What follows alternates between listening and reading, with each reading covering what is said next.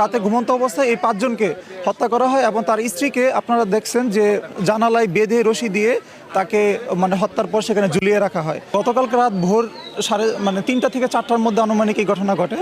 ঘটনার সূত্রপাত শুরু হয় হচ্ছে আপনার এই ওদের পারিবারিক কলহ। আমরা আপাতত যেটা বুঝতে পারতেছি পারিবারিক কলহ থেকে তারপরে তাদের মধ্যে ঝগড়া বিবাদ শুরু হয়। সম্ভবত ছেলেটা নেশাগ্রস্তও ছিল ওই অবস্থায় যখন এই ঘটনা ঘটে। তো তারপরে গতকালকে হচ্ছে তার শ্যালক সহ টোটাল ৫ জনকে সে হত্যা করে। তার মধ্যে গতকাল সে তার শ্যালককে ফোন করে নিয়ে আসে যে তাদের গ্রামের বাড়ি হচ্ছে গোপালগঞ্জে। তো চাকরি দিবে এই মর্মে তাকে ফোন করে আসতে বলে। তো সে আস্তে আস্তে আনুমানিক সন্ধ্যার পরে আসে, সকালে আসার কথা ছিল। তো এখানে রাতে থাকে। রাতে ঘুমন্ত অবস্থায় এই ৫ জনকে হত্যা করা হয় এবং তার স্ত্রীকে আপনারা দেখছেন যে জানালায় বেঁধে রশি দিয়ে তাকে হত্যার পর সেখানে ঝুলিয়ে রাখা হয় এবং সে ঝুলিয়ে রাখার পর সে নিজেই আবার এই খবরটা তাদের গ্রামের বাড়িতে পাঠায় যে আমরা সবগুলাকে শেষ করে ফেলছি। তখন তাদের গোপালগঞ্জ থেকে 6টার দিকে লোকজন রওনা দেয়, আত্মীয় স্বজন, এবং সে মারার পর তার নিজের গাড়ি দিয়ে সে পালিয়ে যায়। ঈদ আসবে, সাথে ক্যাশব্যাকও আসবে। নিজের বা প্রিয়জনের জন্য কেনাকাটায় এবারও নগদ পেমেন্টে পাচ্ছেন দারুণ ক্যাশব্যাক। তাই যাই কিনুন, পেমেন্ট করুন নগদে। পুরো বাথরুম খুঁজছে পায়নি, তারা হলো পদ্মাতে ঢাকা ছিল, সে মায়েরা পদ্মাতে ঢাকি থয়ে গেছে, গ্রিলের যে পদ্মা টানাই থয়ে গেছে।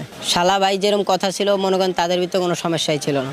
এটা কাপাসিয়া ইউনিয়নের ৫ নং ওয়ার্ড। উনি সিঙ্গাপুর প্রবাসী, এই এলাকারই সন্তান। এইখানে বাড়িটা পুরো ভাড়া দেওয়া ছিল, গোপালগঞ্জের সহপরিবারে থাকতো।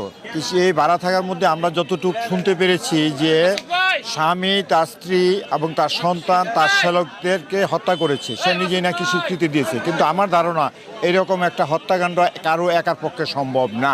যারা প্রকৃত দোষী তাদের সর্বোচ্চ শাস্তি, মৃত্যুদণ্ড আমরা আশা করছি। খুব সকালে আমরা 8টার দিকে আসি তখন মানুষ এরকম ছিল না, অল্প ছিল। তো আমরা আসার পরে আমাদের আত্মীয় স্বজন তারা আগে খবর পাইছে, ওরা গোপালগঞ্জ যারা ঢাকাতে ছিল তারাও চলে আসছে।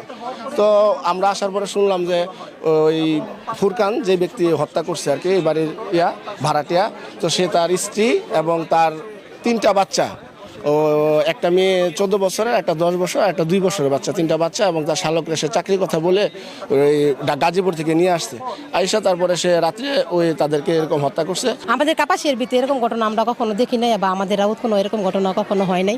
কি অপরাধ করছিল বাচ্চারা? অপরাধ করছে মায়, করছে বাপে, কিন্তু বাচ্চারা কি অপরাধ করলো? আমরা বিচার চাই।